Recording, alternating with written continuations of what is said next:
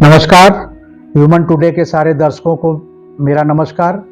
आज का विषय छात्र विद्यार्थी अपनी स्मरण शक्ति को कैसे प्रगाढ़ करें, अपनी मेधा शक्ति कैसे बढ़ाएं। आज का वर्तमान परिवेश छोटे छोटे बच्चों के हाथ में, उन बच्चों से भी बड़ा मोबाइल, इसका बहुत दुष्प्रभाव पड़ रहा है। मानसिक विकृतियां तो पैदा हो ही रही है। अभी मैं एक अध्ययन सर्वे पढ़ रहा था, उसमें स्पष्ट था कि आने वाले 30 वर्षों में हर परिवार में एक पागल व्यक्ति पैदा होगा। कारण क्या है? उसका कारण उसमें दिया था मोबाइल, डिजिटल दुनिया। मोबाइल का हम इस्तेमाल करें, सकारात्मक ढंग से इस्तेमाल करें, नकारात्मकता के भाव से इस्तेमाल न करें। मेरे भाव को आप समझ रहे होंगे। मेरे इस वीडियो को अभिभावक भी देख रहे होंगे और बच्चे भी देख रहे होंगे। अगर अभिभावक देख रहे हो तो ये बच्चों को जरूर दिखाएं, ताकि उन बच्चों को ये एहसास हो सके कि मैं जो कर रहा हूं वो गलत है, या मैं जो कर रही हूं वो गलत है। ठीक? स्मरण शक्ति को तेज करने के लिए योग में अचूक प्राणायाम, भ्रामरी प्राणायाम और योग की एक क्रिया ध्यान। योग के 8 अंग होते हैं: यम, नियम, आसन, प्राणायाम, प्रत्याहार, धारणा, ध्यान और समाधि। यम नियम हमारे अंदर संस्कार लाता है। आसन, आसनों को करने से हमारा अन्नमय कोश पुष्ट होता है। प्राणायाम को करने से हमारा प्राणमय कोश पुष्ट होता है। मनोमय को, धारणा शक्ति, जब हम किसी चीज का संकल्प लेंगे कि नहीं मुझे ये करना है, ये धारणा शक्ति है। ये हमारे मनोमय कोश को पुष्ट करती है। और जब हमारे ज्ञान का विस्तार योग के माध्यम से होने लगता है, ध्यान के माध्यम से योग का हमारे मानसिक शक्तियों का विकास होने लगता है, वो हमारे ज्ञानमय कोश को पुष्ट करता है। ध्यान जो है हमारे ज्ञानमय कोश को पुष्ट करता है। और जब हम इन चारों कोश को पुष्ट कर लेते हैं तो हमारा जो ब्रह्मांड है, इसमें विद्यमान है आनंदमय कोश। हम पूर्ण रूप से आनंद की स्थिति में आ जाते हैं। तो आज का जो विषय है, मेधा शक्ति को कैसे बढ़ाएं।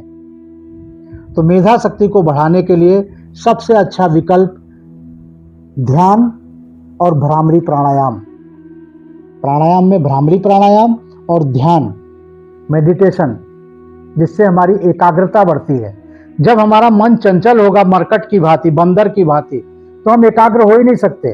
अभी मन यहाँ है, क्षण भर में वो दूसरे जगह चला गया, फिर खेल के मैदान में चला गया, फिर रसोई में चला गया। तो जब हमारा मन एकाग्र होगा तो हमारा स्वाध्याय में, अध्ययन में ध्यान लगेगा। हम एकाग्र होकर जब उसको पढ़ेंगे तो हमारी मेमोरी में आ जाएगा। आपने देखा होगा, आप टीवी देख रहे हैं एकदम कंसंट्रेट होकर, 3 घंटे की फिल्म देख रहे हैं एकदम कंसंट्रेट होकर, न्यूज हेडलाइन देख रहे हैं एकदम कंसंट्रेट होकर। उसका परिणाम क्या होता है कि उस फिल्म की स्टोरी आप दूसरों को बताने लायक रहते हैं, क्योंकि आपका मन एकाग्र हो जाता है उस पर। लेकिन वही जब किताब खोल के बैठ जाते हैं तो मन दूसरे जगह भटकने लगता है। उससे अगर हमें छुटकारा पाना है तो सबसे पहला भ्रामरी प्राणायाम, इसको ध्यान रखें। भ्रामरी प्राणायाम के और भी बहुत से चीजों में लाभ है। ये जरूरी नहीं कि केवल मेधा शक्ति ही बढ़ेगी। जिनको स्वप्न आते हो बुरे बुरे, क्यों स्वप्न क्यों आते हैं? सब कॉन्शियस माइंड के अंदर चीजें पड़ी हुई हैं, हमारे अवचेतन मस्तिष्क के अंदर सामग्री पड़ी हुई है। वही सामग्री हमें स्वप्न के माध्यम से दिखाई देने लगती है। तो सामग्री से मतलब घटनाएं, विचार। तो भ्रामरी प्राणायाम जब हम करते हैं तो हमारी मेधा शक्ति तो बढ़ती है। उसके बाद ये दुस्वप्न नहीं आते।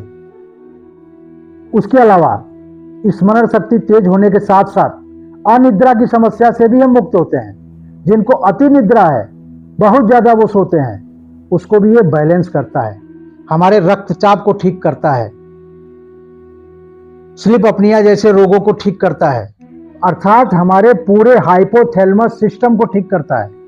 हाइपोथैलेमस सिस्टम के अंदर दया, ममता, प्रेम, करुणा, घृणा, ईर्ष्या, द्वेष, क्रोध सब कुछ भरा हुआ है। इन सबको व्यवस्थित करता है, जिसकी जहां आवश्यकता होगी उसको वहां व्यवस्थित रूप से वो रखेगा। ठीक, तो भ्रामरी प्राणायाम का 2 अभ्यास मैं करके दिखाऊंगा, उस अभ्यास को करना है भ्रामरी प्राणायाम को आप। लेकिन आपको भी 2 ही नहीं करना है, आपको नियमित अभ्यास में 10 बार 20 बार जैसी आपके पास समय हो और अधिक से अधिक आप करना। ये नहीं है कि एलोपैथ की दवा के हिसाब से कि बस 1 टैबलेट मुझे खाना है, उसके ऊपर खाऊंगा तो उसका दुष्प्रभाव होगा, रिएक्शन होगा, ऐसा नहीं है इसमें। इस प्राणायाम को आप ज़्यादा से ज़्यादा 10 बार करें, 15 बार करें, 20 बार करें, 30 बार करें, कोई नुकसान नहीं है। आपके पास समय कितना है उसके अकॉर्डिंग आप इसे करें। ठीक, कान की हड्डी जो बाहर है छोटी छोटी, या तो उसे दबा दें या छेद को अंगूठे से दबा दें। इस तरह दबा दिया, हाथों को आँख के ऊपर रख के, अंदर की आंखों को तो बंद किया ही, ऊपर से एक आवरण माने और अंधेरा हो जाए। गहरी श्वास को खींचना है। एक चीज बता देना चाहता हूं, भ्रामरी प्राणायाम, भ्रमर माने क्या है? भंवरा। भंवरा जब उड़ता है तो उसके उड़ने में एक प्रकार का कंपन होता है, उसकी ध्वनि में वाइब्रेशन, और एक प्रकार का गुंजन होता है, हमिंग। ये दोनों हमें इस ब्रह्मांड के अंदर, इस आकाश तत्व के अंदर, इसके मस्तिष्क में पैदा करना है उसको। ठीक, ताकि हाइपोथैलेमस सिस्टम के अंदर जब वो गुंजन और कंपन की क्रिया होगी तो हमारे खींचे हुए ऑक्सीजन से इसके अंदर पूरी मसाज हो जाएगी, मालिश हो जाएगी। ठीक, तो हम श्वास को खींचते हैं और उसके बाद ओम नहीं बोलना है वहां पर, वहां करना क्या है, ये बोलना है, ताकि उसके अंदर गुंजन और कंपन हो। और जब ये बंद रहेगा कान, तो गुंजन और कंपन की क्रिया तेज हो जाएगी। उस समय हमारा मन कहाँ होगा? हमारे मस्तिष्क में होगा। हमें यह गौर करना है कि क्या हमारे हाइपोथैलेमस सिस्टम के अंदर गुंजन की क्रिया हो रही है कि नहीं, कंपन की क्रिया हो रही है कि नहीं। अगर हो रही है तो बहुत अच्छी बात, माने आप सही दिशा में हैं। अगर नहीं हो रही है तो ये ध्यान देंगे कि थोड़ा सा और प्रेशर दे देंगे कान पर, तो होने लगेगा। ठीक, अब हम इसको करते हैं।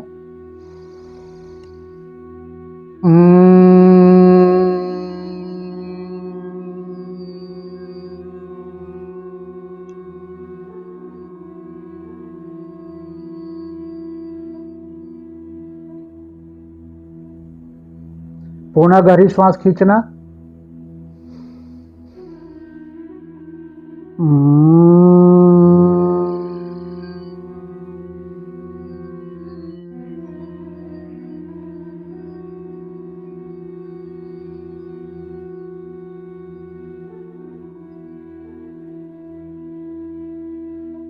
धीरे धीरे हम हाथ को हटाते हैं, अंदर आंखें खोल लेते हैं, हाथों को धीरे धीरे हटाते हैं। ये तो हुआ भ्रामरी प्राणायाम। अगला है विद्यार्थियों के लिए ध्यान क्या है। विद्यार्थियों के लिए ध्यान के कई प्रकार हैं। भावातीत ध्यान है, विपश्यना है, उसके अलावा आत्मीय ध्यान है, श्याम ध्यान है, बहुत प्रकार के ध्यान हैं। लेकिन हम जो ध्यान की क्रिया करेंगे, ये विद्यार्थियों के लिए एक विशेष ध्यान। इसमें हमें किसी आध्यात्मिक दुनिया में नहीं खो जाना है। बहुत से लोग यही सोचते हैं कि ध्यान का मतलब आध्यात्मिक दुनिया में खो जाना, लेकिन जो विद्यार्थियों के लिए ध्यान करा रहे हैं, इसमें हमें करना क्या है? मानसिक मंथन करना है। अब मानसिक मंथन क्या है? जब आप दही को मथते हैं मथनी से, तो क्या होता है? मक्खन अलग हो जाता है, छाछ अलग हो जाता है, होता है ना। तो जब हम मानसिक मंथन करते हैं तो बीता हुआ चीज, जो बीता हुआ अध्ययन है, बीता हुआ स्वाध्याय है, वो भी पुष्ट होता है, और आने वाला स्वाध्याय है वो भी पुष्ट होता है, तथा साथ साथ हमारी मानसिक एक्सरसाइज होने लगती है। कैसे एक्सरसाइज होगी? सबसे पहले ये ध्यान देंगे, विद्यार्थियों से ये निवेदन है मेरा कि वह अपनी दिनचर्या को, अपनी रूटीन को बदलें। प्रातः जल्दी उठने के बाद सबसे पहला काम 1 गिलास पानी पीना, उसके बाद शौच के लिए जाना। जब हम पेट को हल्का कर देते हैं तो हमारा मन एकाग्र होने लगता है। पेट को हल्का किया, उसके बाद ये जरूरी नहीं कि हम तुरंत आके स्नान ही कर लें। हम उसके बाद ध्यान की क्रिया कर सकते हैं। आपके पास स्नान का आपका एक कोई निर्धारित समय है तो उस समय पे करिए। अगर शौच के बाद आके कर लेते हैं तो ये सबसे अच्छा है, उसके बाद ध्यान करें या स्वाध्याय करें, जो भी करना हो। तो सबसे पहले विद्यार्थियों के लिए वो चुपचाप शांत होकर स्वस्तिक आसन में बैठें। स्वस्तिक आसन क्या है? बायां पैर हमारा नीचे और उसके ऊपर दाहिना। इसका नाम स्वस्तिक आसन क्यों पड़ा है? बच्चों, आपने देखा होगा कि हम पूजा के स्थान पर या दीवार पर शुभ कार्य करते हैं तो वहां एक स्वस्तिक का निशान बनाते हैं। उस स्वस्तिक का लक्ष्य क्या होता है? वो बनता क्यों है? स्वस्तिक की आकृति इस ढंग की होती है कि जहां भी स्वस्तिक का निशान बनता है वहां से नकारात्मक ऊर्जा भागने लगती है, बाहर की तरफ वो निकल जाती है, और स्वस्तिक का निशान जो है बाहर के बाह्य जगत की सकारात्मक ऊर्जा को अपनी तरफ खींचता है।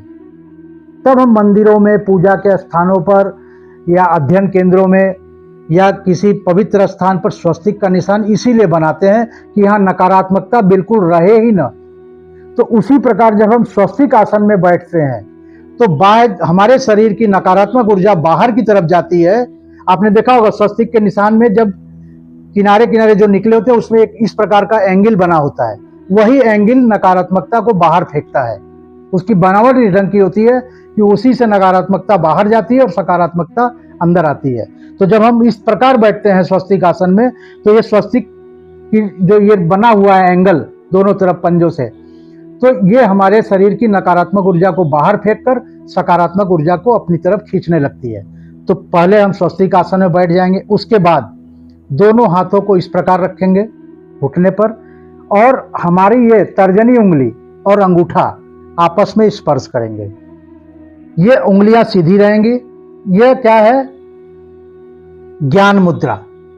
जब हम ज्ञान मुद्रा में बैठते हैं तो उसका सीधा प्रभाव हमारे आज्ञा चक्र पे होता है। यहां पर महसूस होने लगता है कि कोई चीज यहां पर स्पर्श कर रही है। जब आप ऐसे करेंगे आंख बंद करके तो आपको लगेगा कि कोई चीज यहां पर स्पर्श कर रही है, इस तरह। तो जब हम इस प्रकार बैठ जाएंगे तो ये ज्ञान मुद्रा की स्थिति हो गई। अब ज्ञान मुद्रा में हमें जो ध्यान करना है वह क्या करना है? पहले हम ओम का उच्चारण करेंगे, 4 बार ओम का उच्चारण करते हैं। उसके बाद हम अपने मन को बिल्कुल शांत कर लेंगे। अब मन कैसे शांत होगा? मन को श्वासों पर ले आएंगे, श्वास की गति को बिल्कुल धीमी कर देंगे। ठीक? उसके बाद क्या करना है? जो हमने कल पढ़ा, अब देखिए हमने जो कहा था ना कि पुरानी चीजों को भी पुष्ट करेगा और आगे के लिए हमें तैयार भी करेगा। अब वो कैसे होगा? जब हम चिन्ह मुद्रा में, ज्ञान मुद्रा में जब बैठ जाते हैं, ओम का उच्चारण कर लेते हैं 3 बार 4 बार, आपकी इच्छा हो आप 5 बार करिए, 6 बार करिए, इसमें कोई रोक टोक नहीं है। उसके बाद मन को श्वासों पर ले आएंगे, श्वास की गति को बिल्कुल धीमी कर देंगे। और धीमी करने के बाद क्या करना है? हमें जो हमने कल किया, माने क्या क्या किया ये सब कुछ नहीं, जो कल हमने अध्ययन किया उसका एक रिवीजन मन में करेंगे कि कल मैंने मैथ्स के क्लास में मैथ्स में ये पढ़ा था, हिंदी के टीचर ने ये पढ़ाया था। माने अलग अलग विषयों पर जो आपके स्कूल में जो आपका टाइम टेबल है उसके हिसाब से जो पीरियड्स हैं, उस पीरियड्स के हिसाब से किस विषय में कौन से टीचर ने क्या पढ़ाया उसका एक मानसिक रिवीजन, मानसिक दोहराव ये होना चाहिए। ठीक? ये आपने कर लिया। इसके बाद आपको क्या करना है? आज हमें अगला पाठ पढ़ना है। ठीक है? आज मुझे दिन भर में क्या क्या करना है इसका अब एक रिवीजन कि क्या करना है, इसकी तैयारी। अब ये जब आप करेंगे तो आप मानसिक रूप से तैयारी के साथ स्कूल में जाएंगे और एक नया उमंग होगा, नया उत्साह होगा।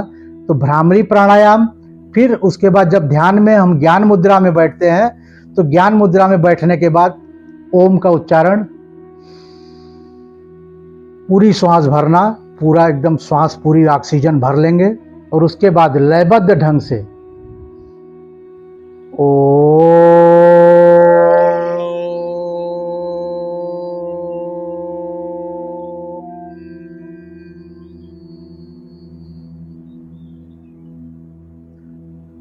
माँ एकदम स्वर पतला होता चला जाए। ठीक? फिर से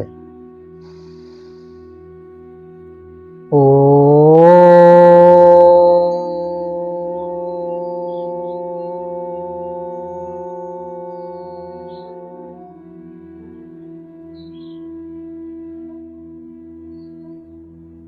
इसके बाद मन को श्वासों पर केंद्रित करेंगे। श्वास कैसे आ रही है, कैसे जा रही है, उसकी गति को बिल्कुल धीमी करते चले जाएंगे।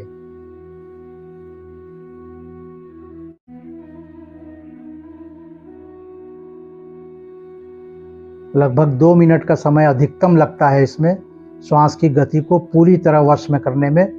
2 मिनट में आपकी श्वास की गति बिल्कुल स्थिर हो जाएगी, एकदम धीमी हो जाएगी। आपको पता ही नहीं चलेगा कि मेरी श्वास चल रही है कि नहीं चल रही है, इतनी धीमी हो जाएगी। उसके बाद जो हमने कल पढ़ा उस अभ्यास क्रम का रिवीजन, अभ्यास क्रम इसलिए कर रहा हूँ कि सिस्टमेटिक, पहले पीरियड में ये, दूसरे पीरियड में ये, तीसरे पीरियड में ये, चौथे पीरियड में ये, फिर मैंने भोजन किया, लंच, फिर उसके बाद 4 पीरियड और चला। उस 4 पीरियड के बाद मैं घर आया, कुछ नाश्ता किया, फिर होमवर्क किया। होमवर्क में क्या क्या किया उसका रिवीजन, ठीक। उसके बाद फिर भोजन के बाद जो शयन हो जाता है, फिर उसके बाद आज मुझे ये करना है।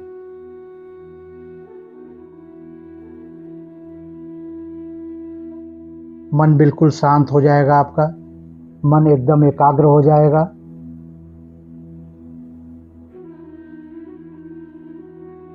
इतना करने के बाद मन में एक सकारात्मक सोच, क्योंकि ध्यान एक आध्यात्मिक क्रिया है, एक सकारात्मक सोच उस समय होगी, मेरे इष्ट की तेजोमय शक्तियां मेरे चारों ओर सुरक्षा कवच बना रही हैं। आपको हाथ ऐसे नहीं करना है, आपको ज्ञान मुद्रा में ही बैठकर मन में कल्पना करना है, मन में सोचना है कि मेरे इष्ट की अपार शक्ति मेरे चारों ओर एक सुरक्षा कवच बना रही है। मेरे इष्ट की तेजोमय शक्तियां मेरे चारों ओर सुरक्षा कवच बना रही हैं। मेरे प्रभु की मुझ पर अपार कृपा वर्षा हो रही है। भाई तभी तो आपका ज्ञान चक्षु खुलेगा, तभी तो आपके ज्ञान में वृद्धि होगी जब उनकी कृपा होगी। इसमें आत्मबल भी बढ़ाना होगा, मन में ये सोचना होगा मेरा आत्मबल बढ़ रहा है, मेरा बौद्धिक बल बढ़ रहा है, ये सोचना होगा। माने हर सोच आपकी सकारात्मक, मन को एकदम शांत कर देंगे। अंदर की आंखों से मन को यहां एकाग्र करेंगे। ये हमारा आज्ञा चक्र है, इसे हम भ्रू मध्य भी कहते हैं, जहां हम तिलक लगाते हैं, जहां हम टीका लगाते हैं, वहां अंदर की आंखों से मन को यहां केंद्रित करेंगे। धीरे धीरे आपको वहां एक आकृति दिखाई देने लगेगी। आप मन को एकाग्र करिए वहां ओम पर, ओम की आकृति पर मन एकाग्र होने लगेगा। अगर आपका मन एकाग्र हो गया वहां पर, तो आपको वहां एक बैगनी रंग की आभा दिखाई देगी, क्योंकि ये हमारा जो चक्र है, आज्ञा चक्र, इसका रंग बैगनी है।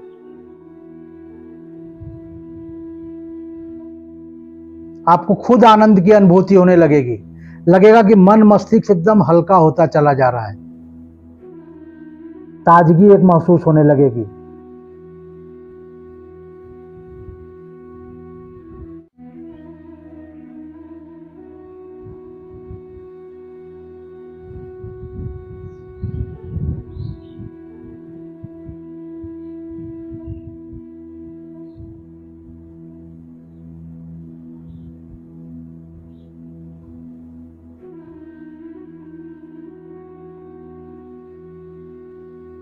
जब हम इस क्रिया से उठते हैं तो माता सरस्वती का स्मरण करते हो, क्योंकि ज्ञान की देवी कौन है? वाग देवी, माता सरस्वती।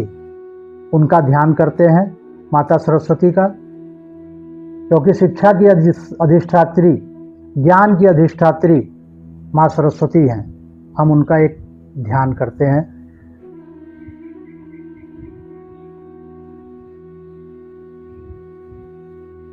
इसके बाद एक मंत्र का उच्चारण करते हैं, ओम भूर्भुवः स्वः तत्सवितुर्वरेण्यं भर्गो देवस्य धीमहि धियो यो नः प्रचोदयात्। इस मंत्र का उच्चारण करने के बाद एक बार भगवान भास्कर का, माता गायत्री का ध्यान करते हुए हम इसका समापन करते हैं।